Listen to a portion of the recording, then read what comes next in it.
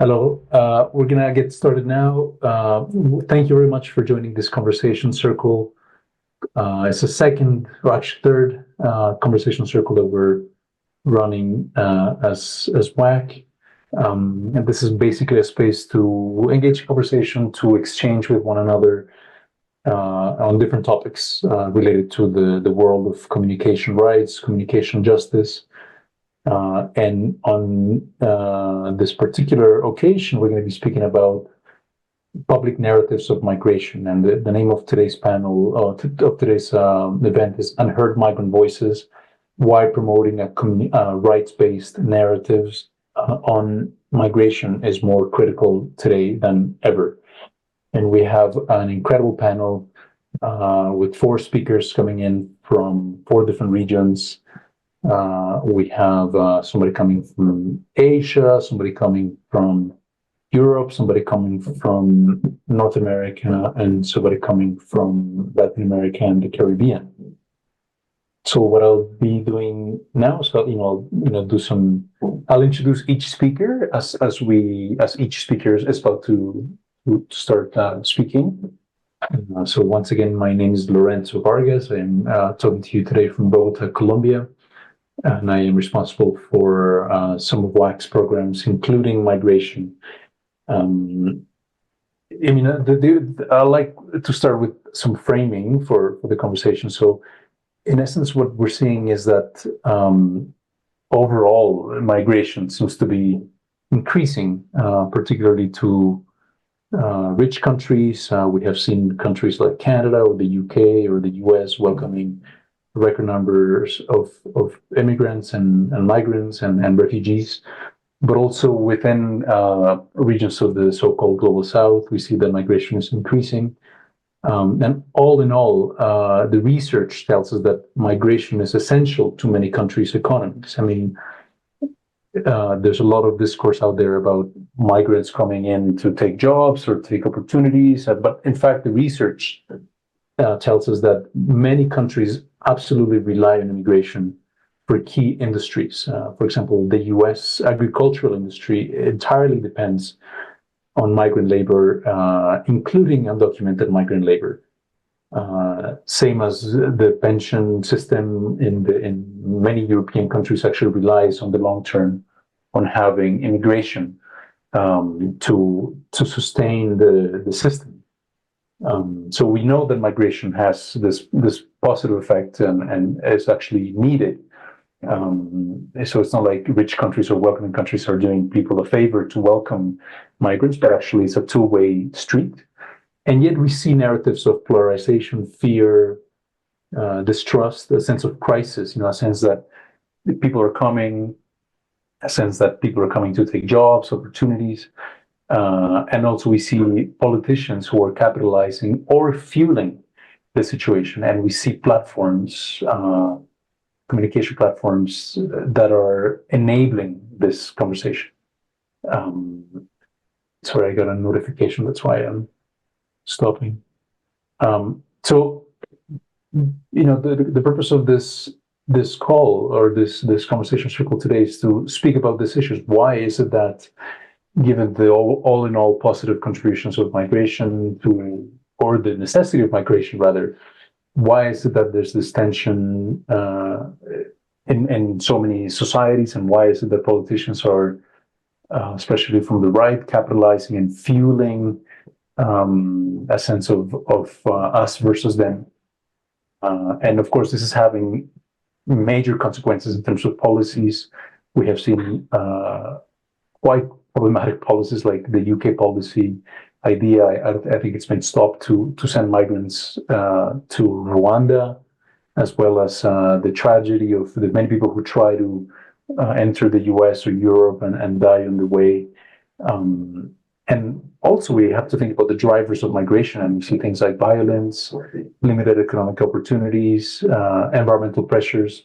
But then we also have to ask ourselves where these drivers are coming from. And if we really think about it, things like climate change really is driven by northern countries that are polluting the most.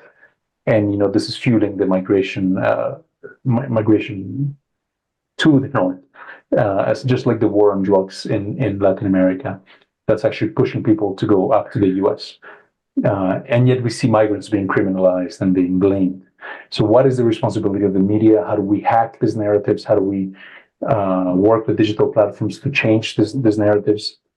So that's what we'll be doing today. We'll be speaking with 4 people who are working on these issues from different countries.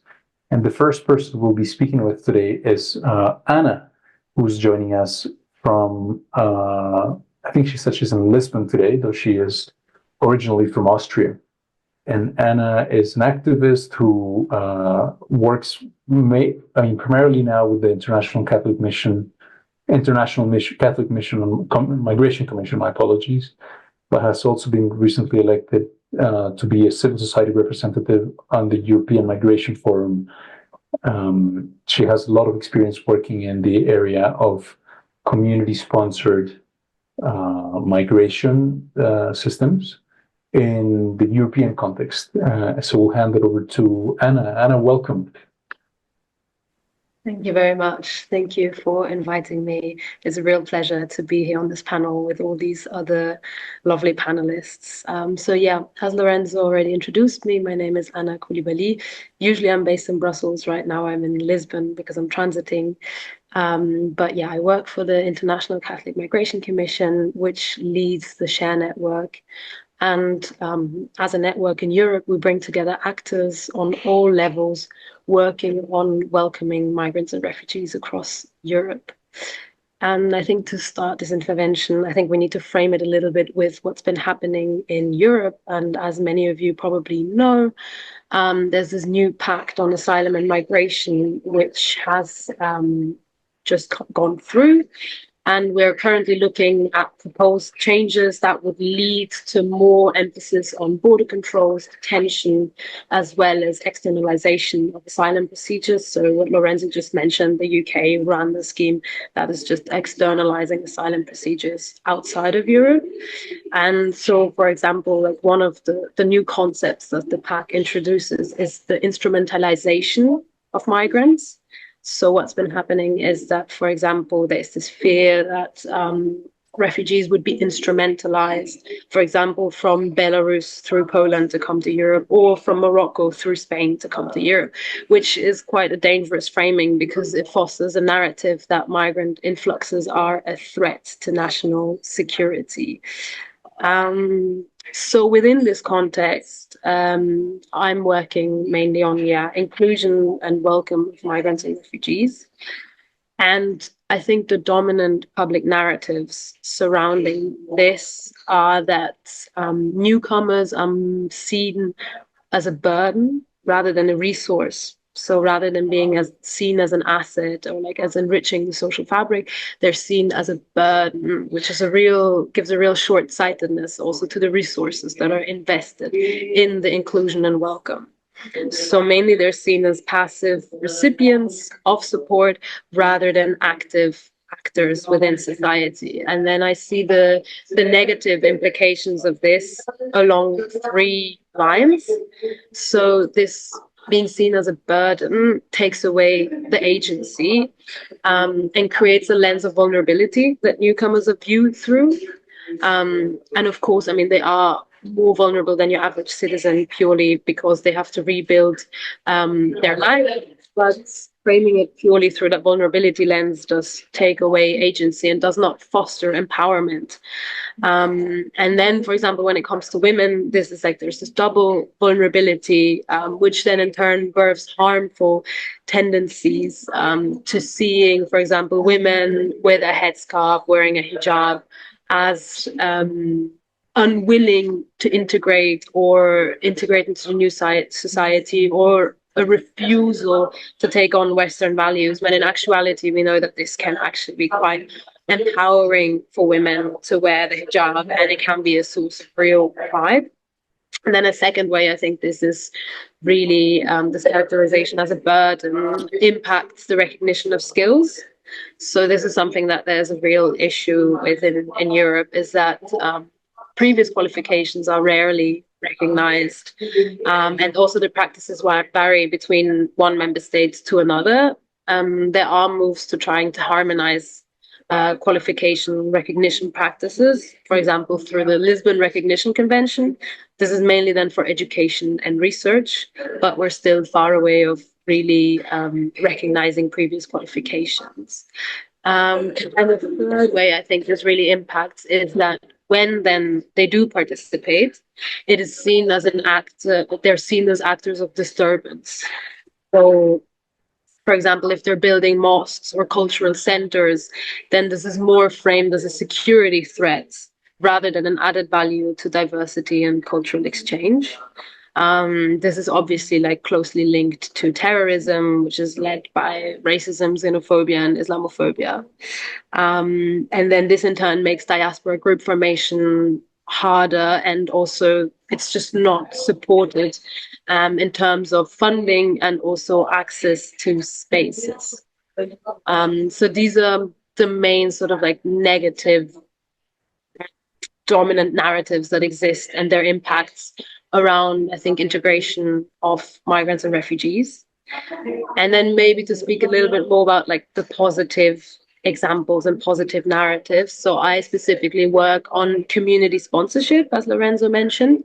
And so that's a private public partnership inclusion program that underpins safe pathways for refugees. So that can be either within the resettlement framework, humanitarian visa schemes or corridors, university corridors or labor pathways. But the essence of this program is that refugees enter a European country safely, and then that there's a group of volunteers within the community that has been trained by civil society that welcomes and, so to say, sponsors the refugee family, which is why it's called community sponsorship. So the community comes together to sponsor a refugee family. And then they support the family financially, emotionally, and administratively with the help of civil society for 1 year.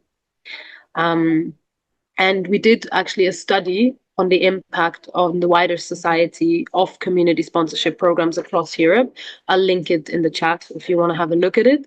And we found that community sponsorship programs really can have a transformative impact on the hosting communities.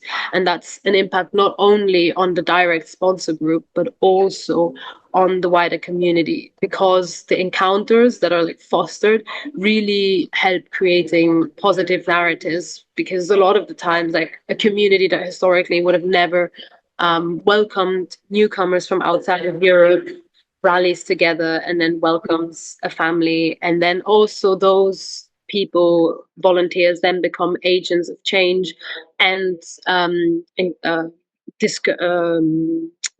counter hostile and negative views, or like challenge these hostile and negative views that some of the wider society members might have. And then in turn, that means that then for the newcomers, they feel welcomed, and this then further helps them restore a sense of belonging and then reciprocate the support and give back to the hosting society. Maybe to frame this, I mean, the support of these volunteers doesn't happen in a vacuum. So newcomers and the host society are trained, and their expectations are managed by civil society organization. So that means that the hosting society, or like the welcome group, learn and are trained to see the newcomers as resourceful and having agency, rather than merely viewing them as being vulnerable. And then in turn, that empowers them to become their own agents of change, and then capable of being included and participating in the host society. And then I think a very specific positive narrative that we've seen is what we call the journey from newcomer to welcomer. This is about persons who've been previously welcomed through either community sponsorship or resettlement, that then take an active role in welcoming other newcomers and other newly resettled persons. And sometimes they're even employed by the NGO that gave them the first support. And this is a really sort of beautiful full circle moment where someone who has received support then brings their wealth of expertise and understanding of the challenges to the project to then support other people coming after them. I was also asked to sort of speak a little bit about what is being left out of the public narratives. And linked to that, I think what's really being not discussed is how much willingness actually there is from newcomers to give back to the host society. So, for example, in our organization, the Share Network, we've established an advisory group of persons with lived experience. Um, and these are all people who voluntarily, on top of doing their studies, their work, their family life, decided to give their time and energy to support our advocacy efforts. And they did that on a voluntary basis. And there's also real peer support going on that's being completely undiscussed, that actually a lot of newcomers support each other, and that there's a real strength in that, and like a real peer support that could be leveraged for inclusion work. And then, for example, some of our partners also employ cultural mediators, which are persons with lived experience who understand, obviously, the cultural sensitivities and then really are assets in all of these organizations. Also, I think diaspora groups lend huge support to migrant communities, and that just goes by unnoticed, but they're real forces of change and also enriching the host societies in ways that usually don't get highlighted enough. Regarding the role of traditional versus social media in shaping these narratives, I think there's still a hierarchy of access to traditional media, which means that often newcomers are not the ones who write the stories, but stories are more written about them. But we've seen that traditional media can have a really positive impact if it's especially local traditional media, like local newspapers can have a really positive impact when they depict a success story. Regarding social media, of course, it's more democratic. Everyone can be seen and heard. And then, for example, there's a podcast that won last year a prize in the UK, which is called The Kind Place. And it's a podcast by the Voices Network, and it's a podcast produced by and for migrants and refugees. And so that's a really, I think, nice example of how social media can play a role. And then maybe just what we can do, recommendations. I have 5 recommendations. Do I have time for this? Anna, no, you're actually out of time, but we will have time at some point later on to go through this. Don't worry. Great. Don't worry. Great. So please don't throw them out. And thanks for especially for bringing that perspective of the incredible strength and all the contributions that migrant communities are making to European societies that are often not visible, that are often actually on purpose invisibilized, if that's a verb. I mean, it takes an incredible amount of courage and resiliency to be able to move to a new country, start a new life, learn a new language, try to integrate, manage your own identity in a new context. And I'm also keen to hear more about media and how social media can open new opportunities. This podcast sounds like a great example, though some of us here in the audience might have ideas around how democratic is really the social media space. So we'll get to that for sure. So next we're going to move to Latin America. We're going to move to our friend Luis, who is in Colombia, and he works for the Jesuit network with migrants, not for migrants, but with migrants, which is named specifically in that way to demonstrate this notion of solidarity, and has been doing work in the space of welcoming migrants and refugees across Latin America and the Caribbean for the past several years. Is also pursuing a master's in human rights and is sort of active across the region. So Luis, welcome. Thank you. Thank you very much for the space. This is definitely a place where we can meet and build the narratives we have been discussing together. And we need to do so at all levels, not just as far as media are concerned, but also in private discussions within networks, within organizations, and different types of bodies. I would like to share my screen with you. I would like to share a presentation. For those of you who are listening to the interpretation into English, I would like to apologize because the words that we can see on the screen are actually in Spanish. However, all the information you'll see on the screen is related to migration and human mobility. Many of us are present here today with a wide diversity of languages, and by meeting here, we also acknowledge the fact that we can find common ground despite language differences. I think that's a starting point for today's discussion. The picture we can see in the screen was taken in Tijuana in northern Mexico, and what we see behind is the wall that covers the US from one corner to the other. And now it is possible to have this discussion. This wall represents the possibility for a society to choose whether or not to engage in a discussion about human mobility. And this discussion will be about security, for instance, the importance of being in front of other people, people who are not necessarily similar to us. Now, this network, the Jesuit network, is made up of different groups of people that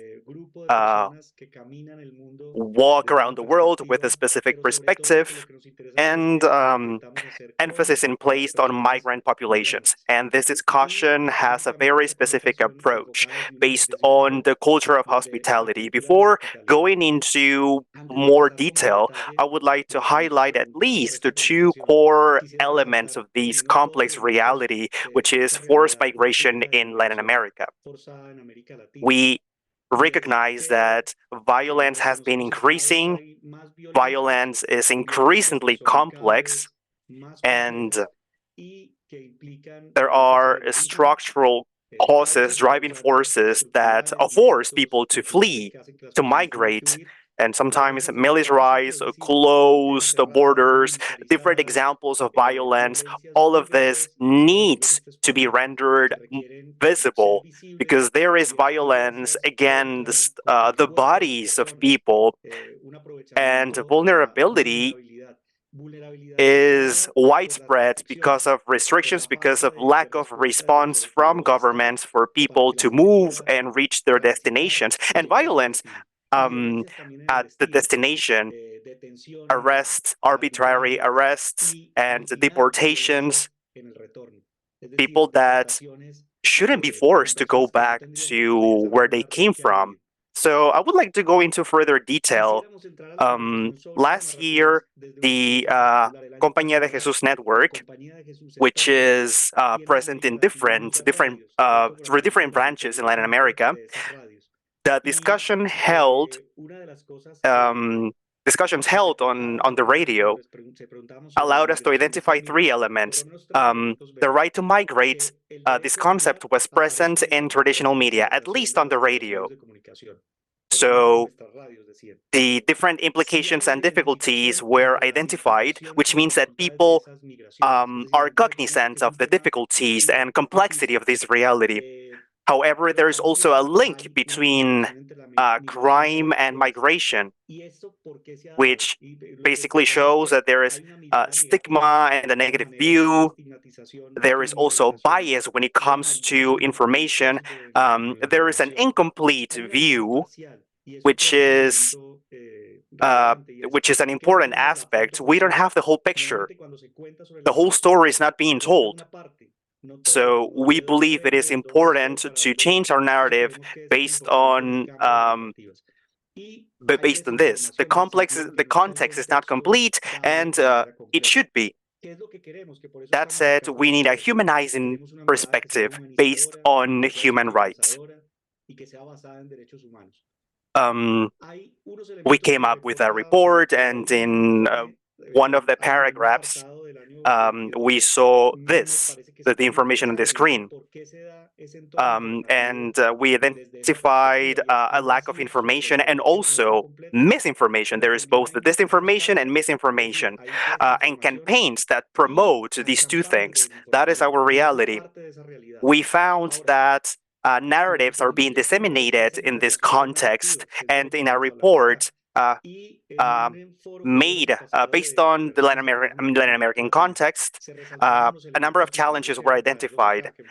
A narrative is something that's told about something, if you will,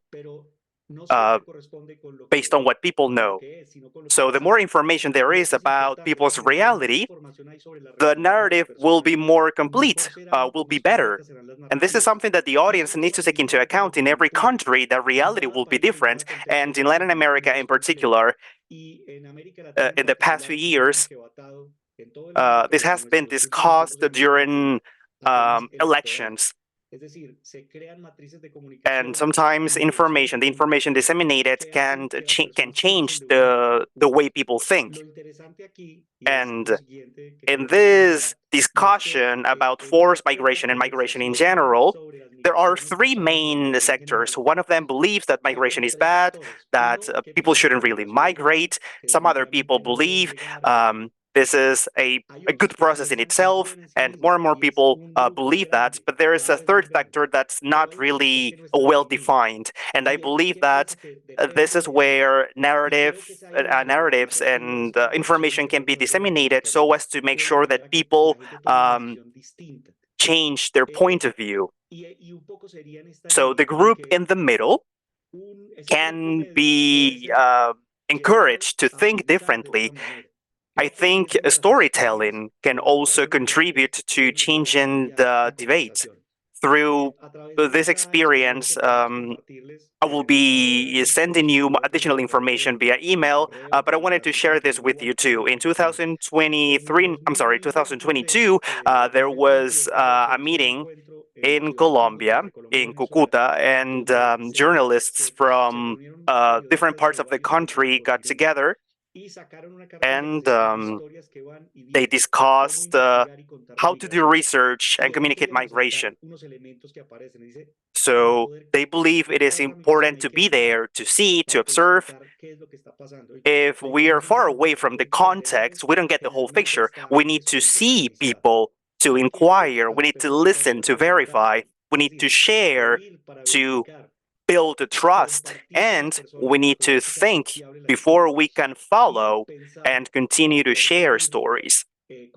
From our network, there is a deliberate intention to communicate, and we believe that this can contribute to improving people's lives, the lives of people who move and who have been forced to migrate. And our strategy revolves around three elements: social advocacy that seeks to create a culture of hospitality and reconciliation, the impact on public opinion to generate a positive conversation about migration, and advocacy, political advocacy that seeks to change and also seeks more protection for people, the respect for human rights. And this is the key to solve many of the issues that we are confronted with. And of course, there is a new challenge, climate change, which is linked with forced migration because of many reasons. So I would like to share two other things with you. First of all, the importance of building complete stories. We need to cover both the origin and the end, from the origin country and the destination country. But there is a code you can use to access our website, and also stories, hospitality stories. This is a way to transform the narrative by telling people stories. And to achieve this, we think there are three main components. And well, for the sake of time, I will try to finish quickly. hospitality and welcoming, sponsoring processes, the transformation processes to assist people in their destination country, and of course, hospitality as a cultural practice. Maybe this is just a very succinct summary. And well, hospitality is to look each other in the eye and recognize our humanity. And we can follow three basic steps: to feel, to think, and to take action. To feel the stories told by people, to feel from their experiences, to think what are the implications of these people's stories, how relevant are they in their processes, and then taking action, translating these stories into different processes within our human groups. And last but not least, educational communication line. This is the end of my presentation, so we can then move on to a group discussion, but we can agree on the following. Educational communication is another perspective, and based on our experience in Latin America, the approach of communication needs to revolve around hospitality. We should be able to recognize ourselves in other people and feel like we're part of the same human family.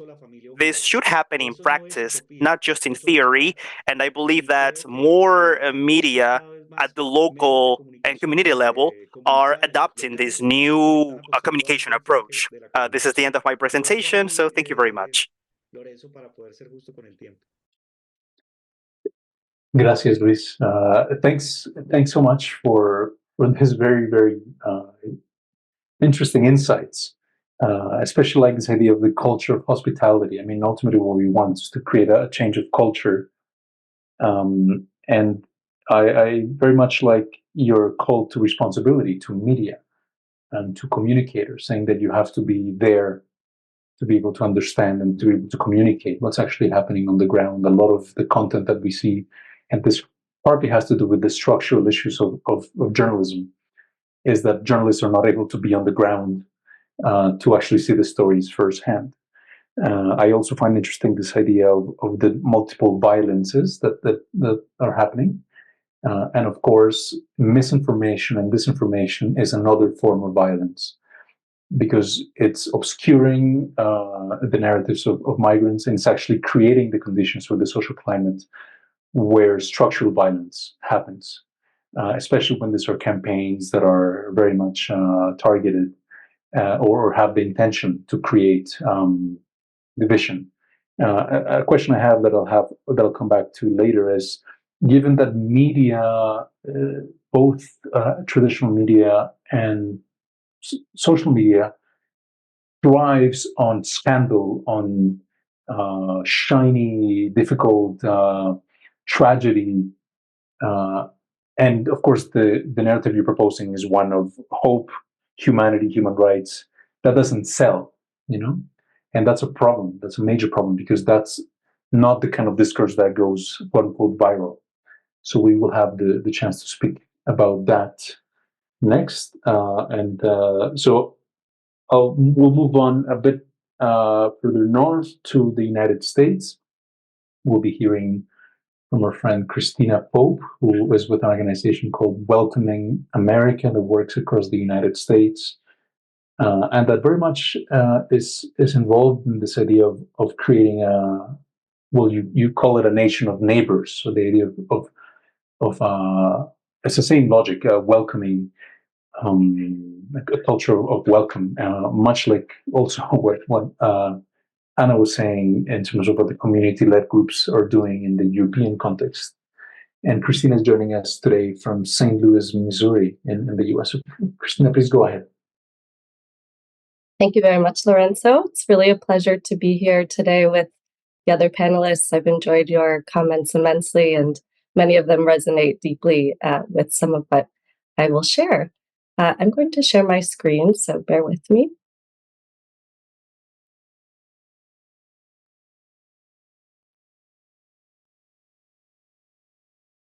Okay, are you seeing this all right? Good. So I will share a bit of what we've learned over the past 15 years on key ingredients to ensure that migrants have an opportunity to speak for themselves and shape public narratives, really with a focus on the local level in the United States.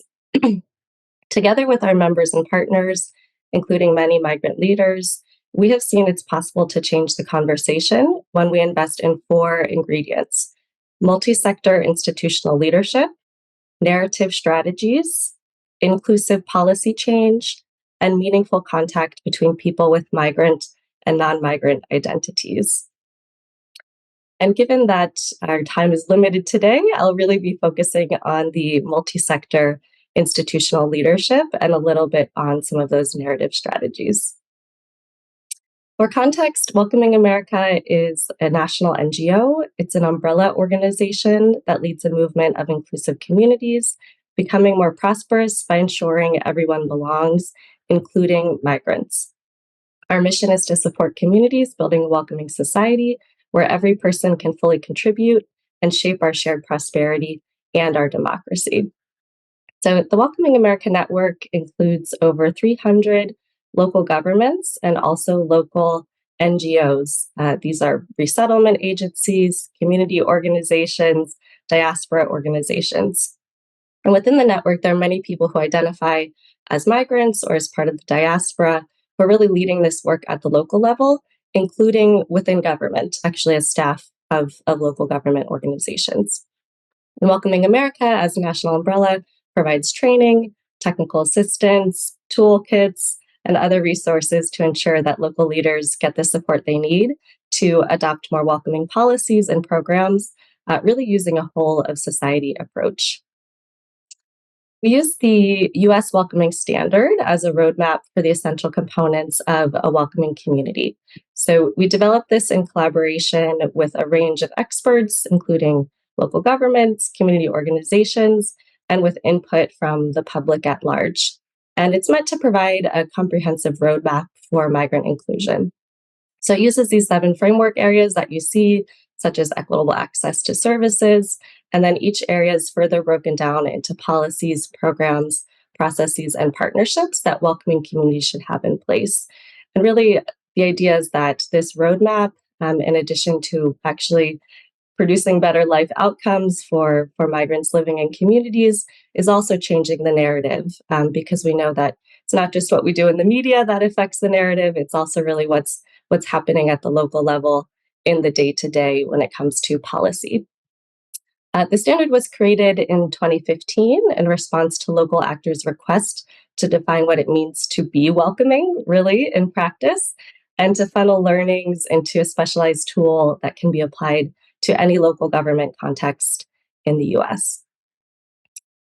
And finally, to kind of bring this to life, communities that meet the welcoming standard can earn the title of certified welcoming.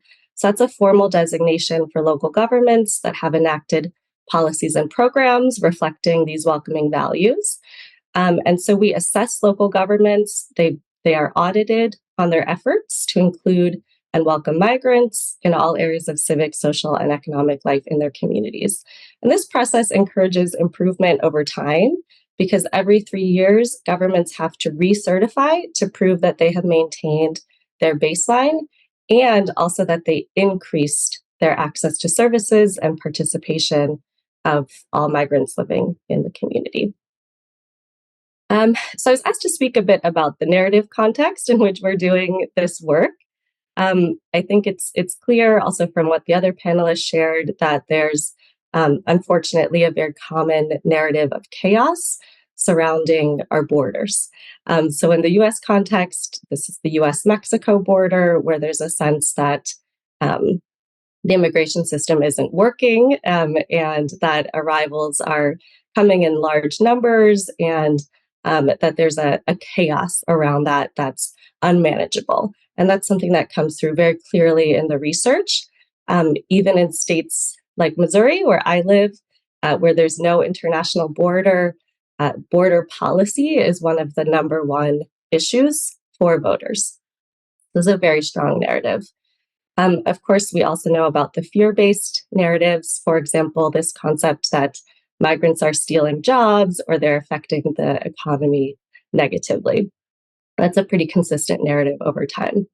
And yet, at the same time, there's also quite a strong narrative that U.S. is a nation of immigrants, that it's built on the economic and cultural contributions of migrants, and that migrants fill essential roles, and as Lorenzo said, produce the majority of food in the United States, make the U.S. really what it is today that Americans are proud of.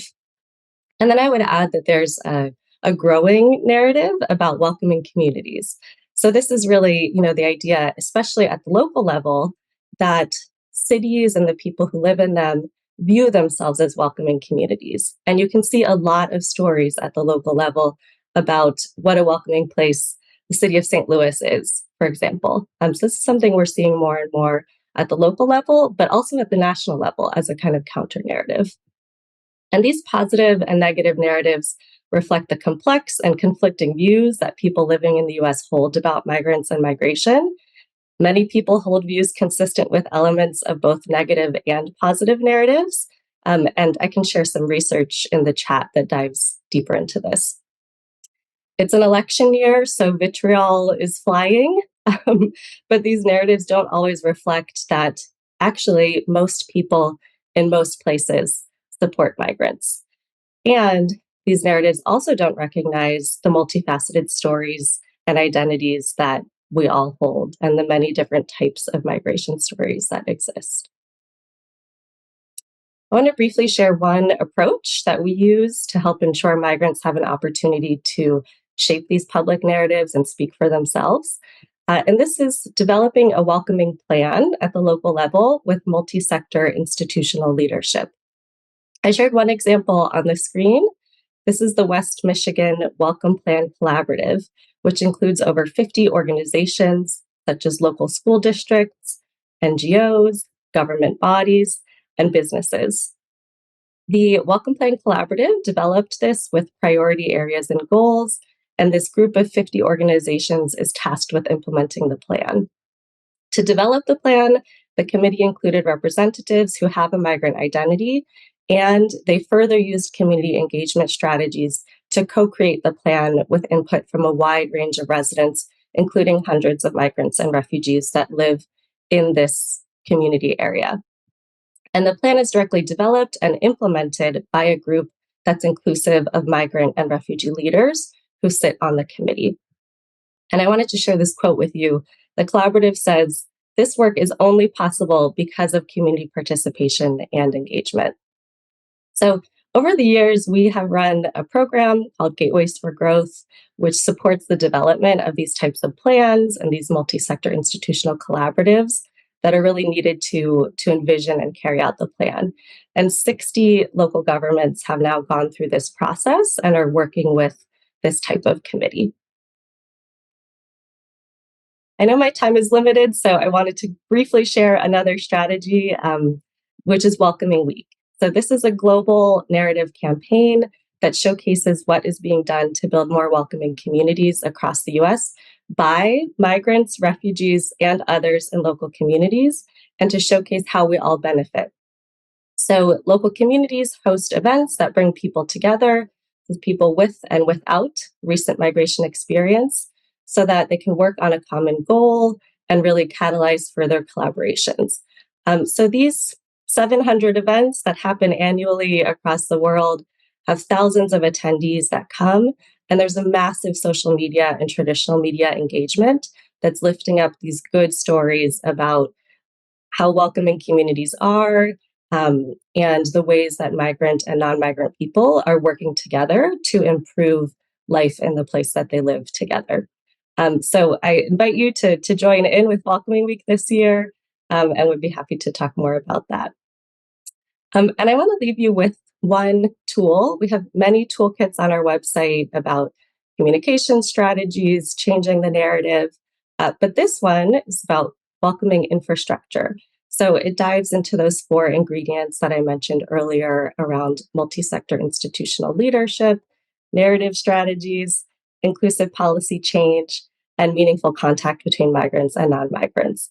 all of which I think really helps to change the conversation and ensure that migrants are able to fully participate in communities.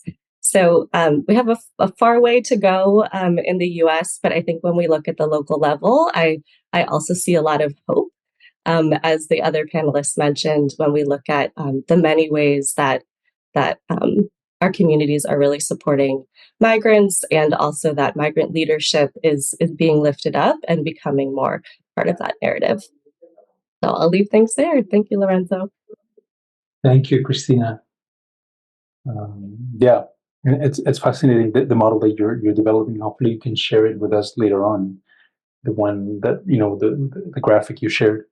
And I find this idea of the two competing narratives quite interesting, because I would agree with you that in the US there's this narrative of the US being a welcoming place. Hospitality is also part of the way in which many people in the US see themselves, and as being a nation of immigrants, and also this tension with security and jobs. I was reading a couple days ago a study, well, not a full study because I don't have that much time, but so the highlights of a study by the Congressional Budget Office of the US that, for example, said that over the next decade, immigrant workers will add an extra 7 trillion to the US economy and generate an extra 1 trillion in federal tax revenue. And that actually new immigrants in the US will prevent the US population from shrinking, and they will be the main source of all US population growth by 2042, which is incredible. So, and even this report was saying, well, this is what's happening. And down the street, this was in Congress, and then that same day there was a protest or something against migration. So in the same space, you have two narratives that are competing with one another. And that, of course, as you said, during an election year, are being instrumentalized for political gain, which is quite irresponsible, of course, and dangerous. We will now move to Manila in the Philippines, where our friend and colleague Clarice Canonizado from the Asia Pacific Mission for Migrants is joining us. APMM is a long-standing partner of WACC, very much involved in global processes of advocacy on migration, and very much, a very important voice in bringing a critical perspective of migration. I've read some of your work on the neoliberal elements of migration and how actually the economic system needs precarity and relies on these situations to continue to exist. So Clarice, please, start when you're ready. The floor is yours. Thank you for joining us. Thanks so much, Lorenzo. So good evening, everyone from Manila.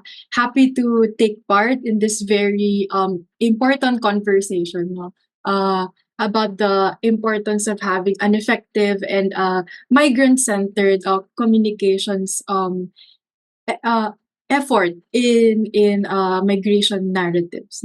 Maybe just to start off about the dominant public narratives, I think it is good to build a context first why these dominant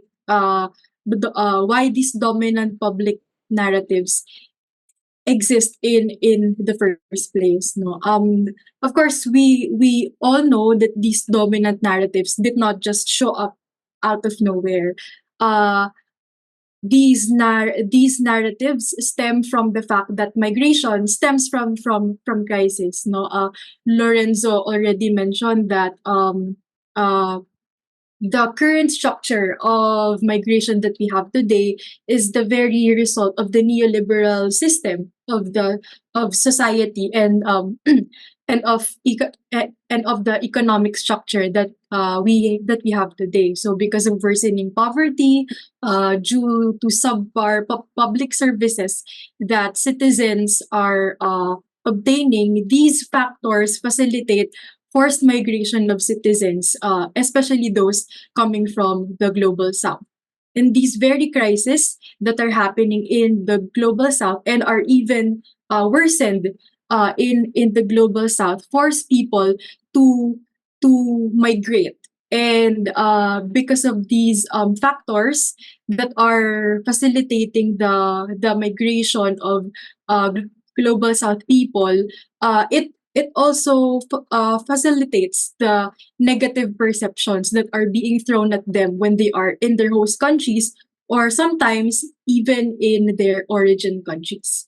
So I think that's good to point out first, just so we would have a broader picture of what are the root causes of these public negative perceptions first.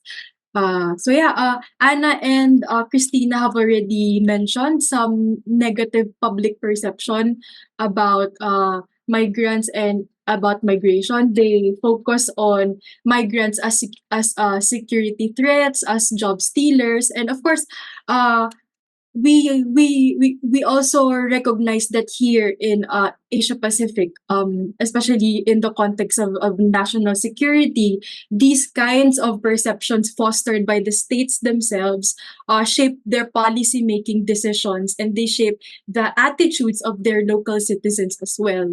And because these negative perceptions are laden with racism and discrimination, they really affect how migrants are able to live and uphold their rights. But aside from these negative perceptions, I think it's also good that to point out that some positive narratives can become really toxic as well, which relegates them to become negative later on. So for example, a lot of migrant sending countries in Asia Pacific frame their migrant workers as lifesavers of their families and their economies because of the huge amount of remittances that they give to their origin countries.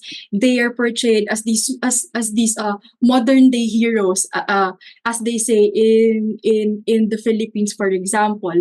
But reality, this kind of treatment of migrants is sort of a scapegoat mechanism by these governments to mask the existing intensity of the crisis, of the social economic crisis that they are experiencing in their own land. At the same time, another positive but toxic perception that are being thrown at migrants is the fact that they are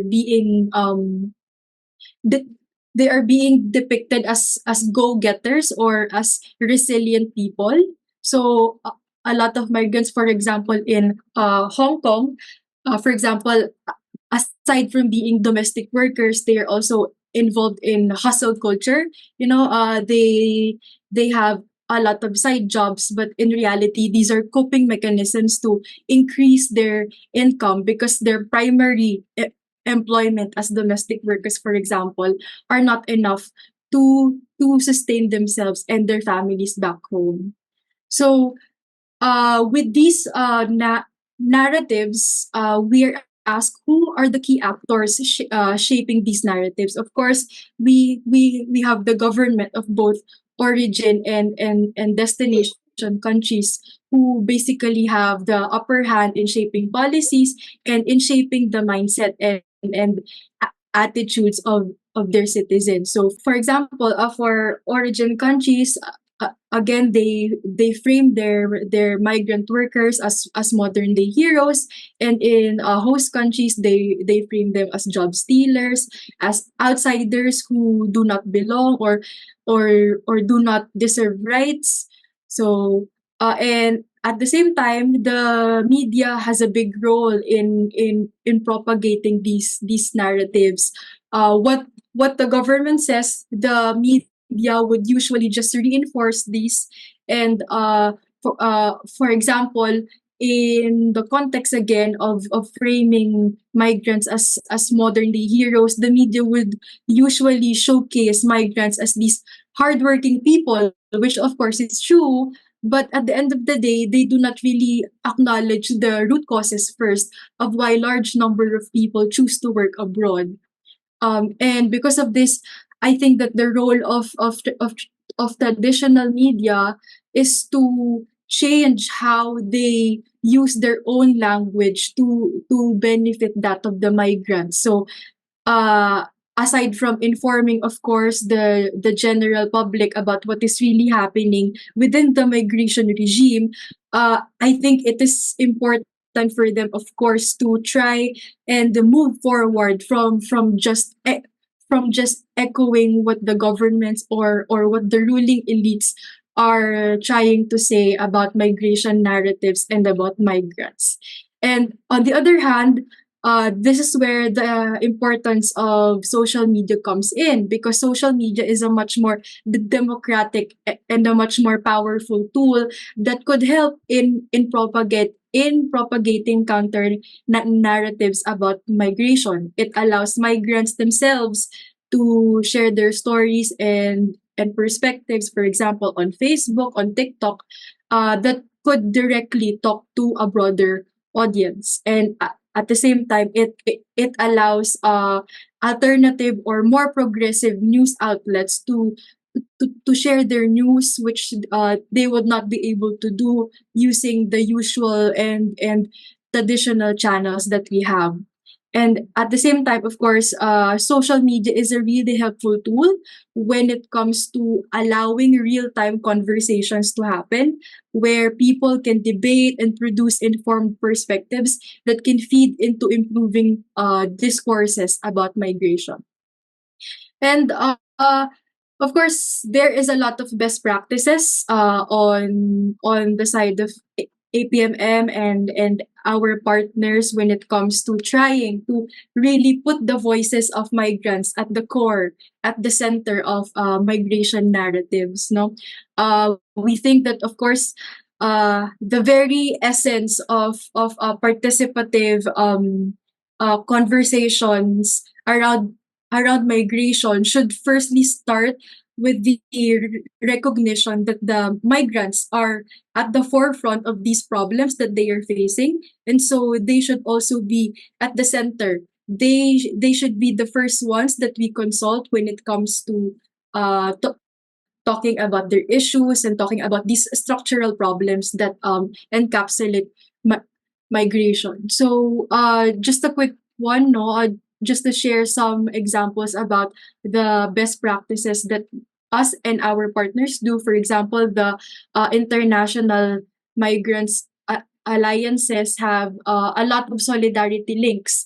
During the COVID-19 pandemic, there were a lot of cooperation among migrants, advocates, and NGOs to really boost the voices of migrants, especially in critical policy spaces. And of course, we do not stop in tirelessly organizing migrants across countries and across regions. And of course, APMM is also very much involved in doing a lot of research and education initiatives. We do capacity building workshops, we do research papers that are largely migrant informed. We do not just take data from the internet, but rather we take all or most of our information from the pool of grassroots migrants that we have. A lot of our partners as well are involved in radio programs, for example, in Japan and in South Korea, where they are able to directly invite migrants to speak in their radio programs and in their podcasts to really share their concerns about what is happening in their host countries. And there are still a lot of best practices that we could share, but unfortunately, I am already out of time. Thanks so much. Thanks much, Clarice.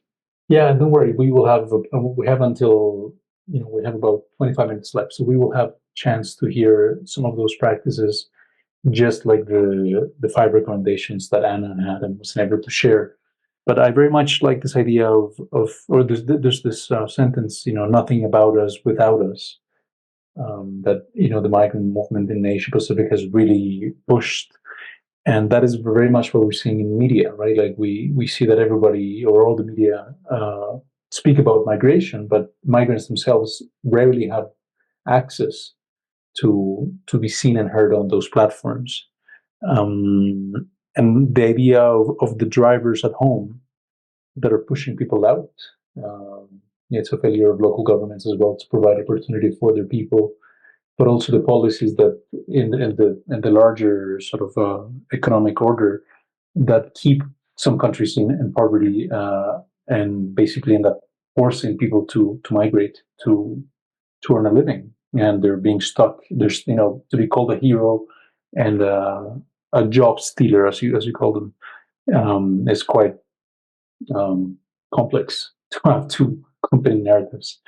So thank you, Clarice, for that. So we have, as I said earlier, some 25 minutes left. Maybe let's make it 20 so we can have 5 minutes for a wrap up.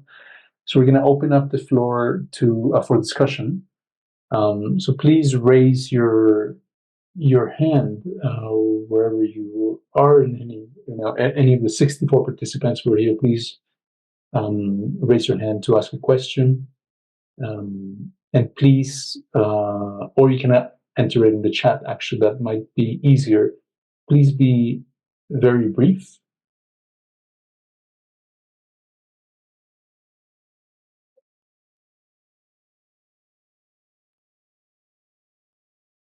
So we have a question from Jose Fernando Lopez from Ecuador. It's going to be in Spanish, I assume. Adelante, Fernando. Buenos días. Good morning. Thank you very much for the invitation to such an important conversation circle. I would like to ask the following question. The last panelist, Clarice, mentioned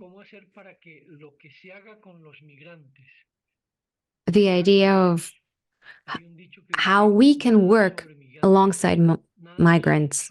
There is this saying that says we cannot talk about migrants without having them participate. How can we actually do that?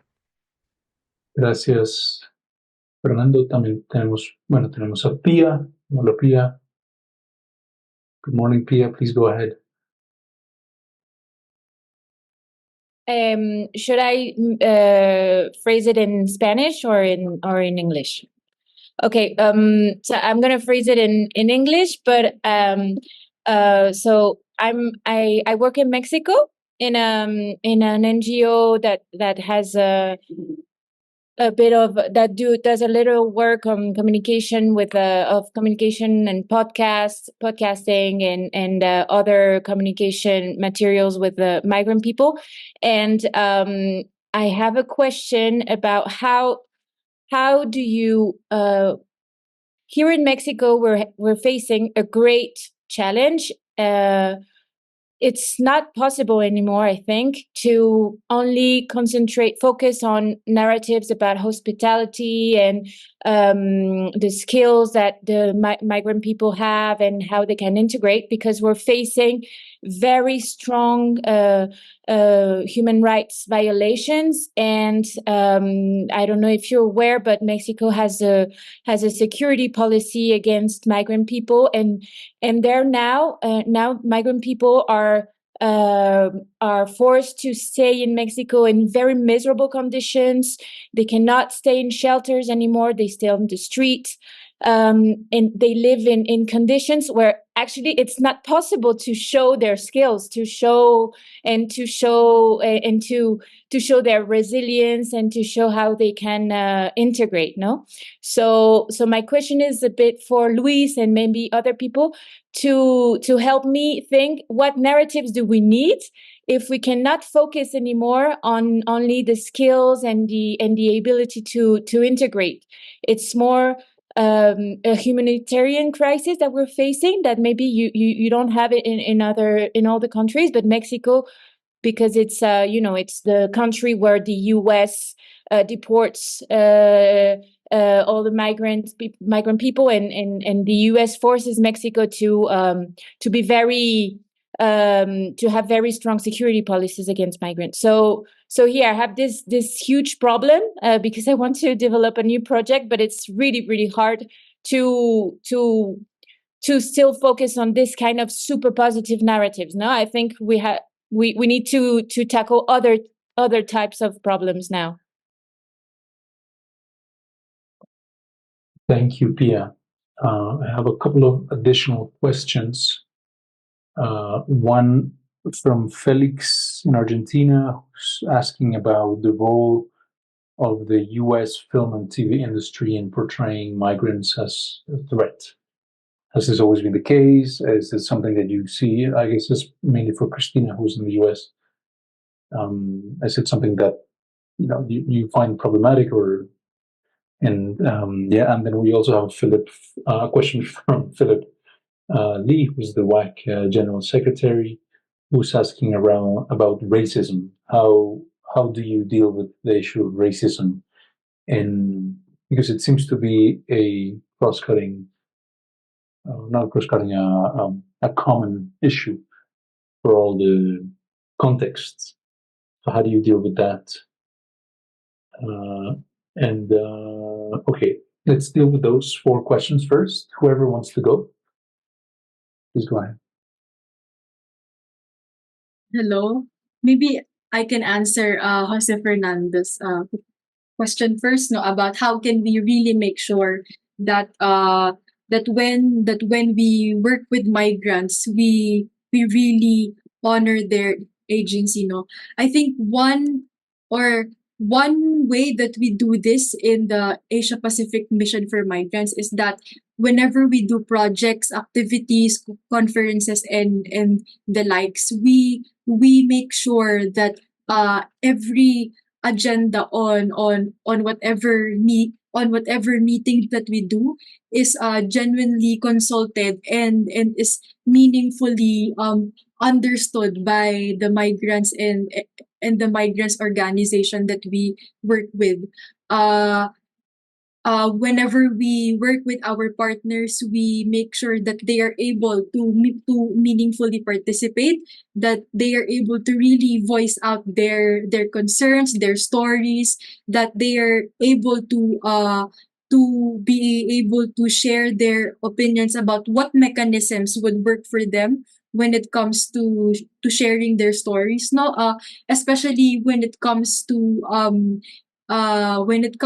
intervening in very important policy spaces, for example, in the UN or in the GFMD, we make sure that how we present the narratives of migrants and migrants workers are directly coming from what they say to us, and because of that close collaboration, so that's the key word, the close and meaningful collaboration with migrants. This is how we ensure that we just do not represent them, but rather we really try to echo what they shared to us into the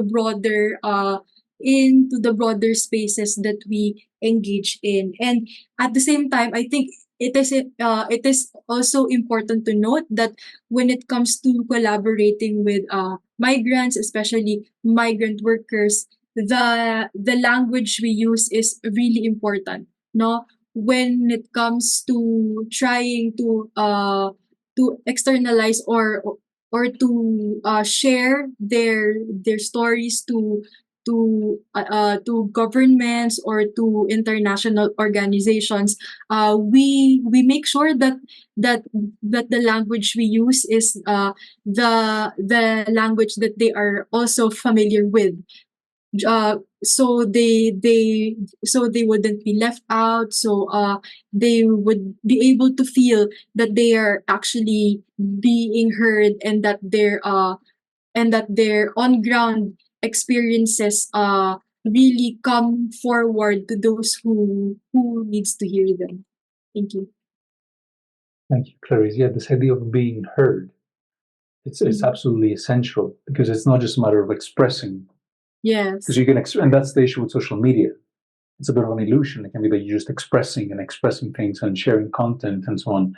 But who's really listening? And the idea or the experience of being heard is what is transformative.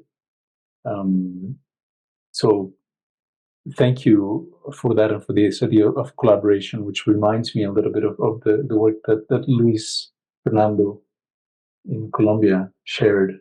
But anybody else with any answers? Yeah, maybe I can also jump in just to like really echo what Clarice has been saying, and this is a bit on the recommendations that I couldn't say before. I think as civil society organizations, we also need to really start with ourselves and start employing persons with lived experience, giving them the space and making sure also that in established spaces that we already have to carve out a place for refugee-led or migrant-led organizations and really have them as equal partners on the table and really co-design things together. I also think that what we do heavily is that we invest in training beforehand. So whenever we invite someone to come speak or moderate, then we really invest in training and capacity building activities such as public speaking. But also what's really important is actually literacy in applying for funding, because I think there's a huge barrier for diaspora groups or migrant and refugee-led organizations to access the funding that we are accessing, because we just have like all the knowledge and the right words to say, and they don't, which then hinders that they can really sort of grow and take up the space that they should. And then another thing that is that we really should foster the creation of safe spaces where they can meet with each other rather than just picking out one, because together obviously you have more force than just on your own.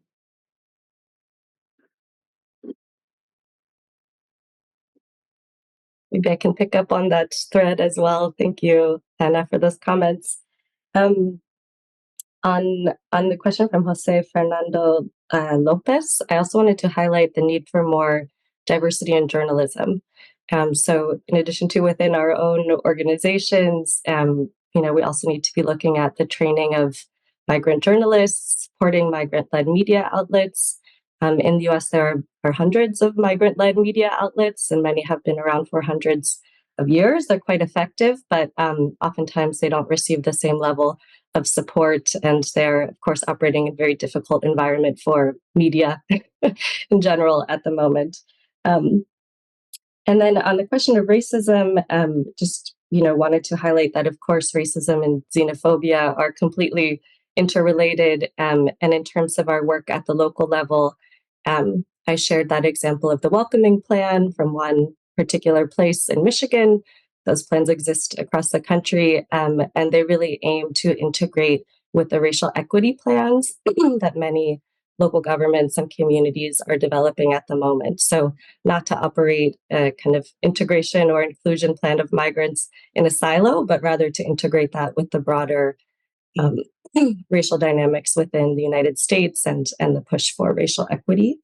But then there are, of course, many also interpersonal ways to address that racism. So we've participated, for example, in bystander trainings or upstander trainings. So this is training individual people on how they can intercept acts of racism that they may see in the day-to-day in their neighborhoods.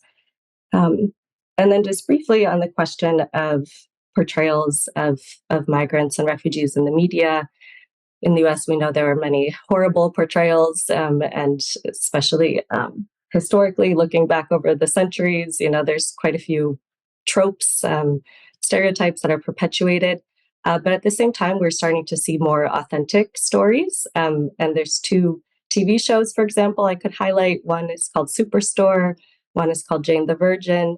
These are very popular TV shows, and they had really authentic portrayals.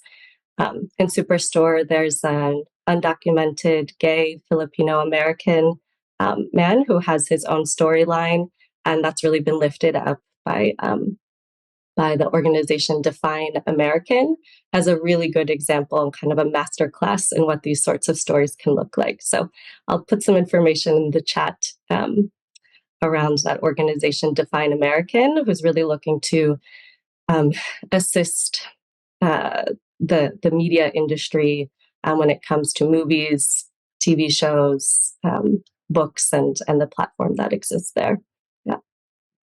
Thank you, Christina. Fernando. I would like to thank you all for this discussion. I would like to insist on the importance of this for our transformative process. And I would also like to focus on something that Clarice mentioned, and I think this needs to be brought to the table. The situation that we are confronted with is the final result of decisions made at the national level. And I say this because we chose our governments, and in all discussions, we need to take this into account. That's my opinion. We should stop talking about we versus they, because we need to make sure that actions are effective, and we won't be able to achieve that if we work in isolation.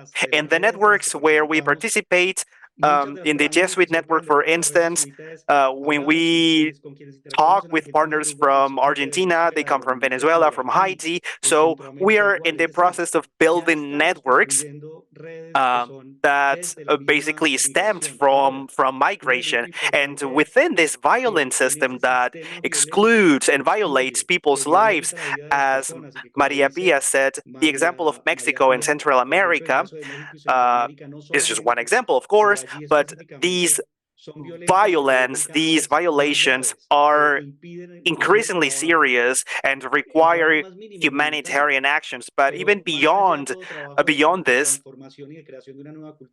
I would like to make one additional contribution on this regard. What we learn when we walk, when we live with other people who were forced to migrate, we learn that they don't lose the hope. And Clarissa said it. This is not. It's not about good versus bad migrants. These dichotomous point of view that's so widespread in our discussions. The situation is much more complex and diverse. So I believe, and just to answer one of Lorenzo's question, how can we make sure that hope becomes viral, that solidarity and hospitality become viral? Now, when it comes to the armed conflict in Colombia, many people for a long time made efforts to make violence more visible. But then people also started making peace visible. The peace process is visible. And as of right now, we are launching a global campaign with different Compañía de Jesús networks and branches. The name is La Esperanza es el Camino, Hope is the Way. And we believe that all discussions need to revolve around this, even when violence is complex and widespread. And ultimately, that's the only way to find a solution. That's the only way. And we need to learn from within communities where people that were forced to migrate live. And this shouldn't be a culture of ignorance and selection, but rather a culture of fraternity. And it needs to be a cross-cutting culture. I think that's the effort we need to make together. Thanks, Fernando. If you can please share the link to the campaign in the chat, that would be excellent. We have maybe time for two more questions that have come in very briefly.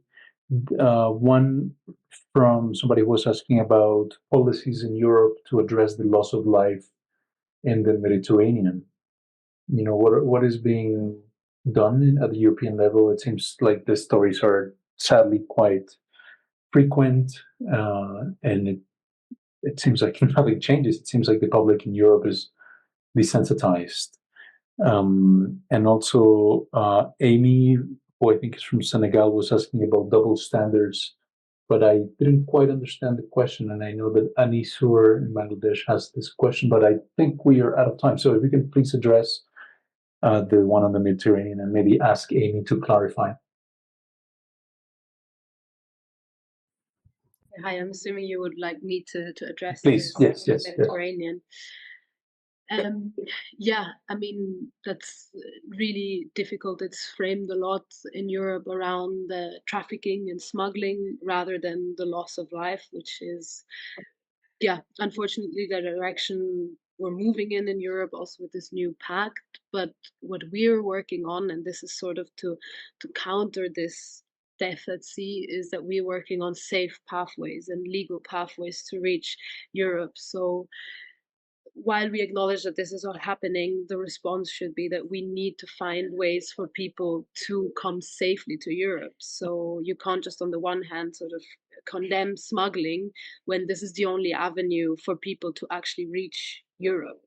So that's why we're really, like, at the Share Network, we're working on safe pathways, complementary pathways to admission, including resettlement, which directly combats this loss of life at sea, which is horrific numbers. Definitely, I agree.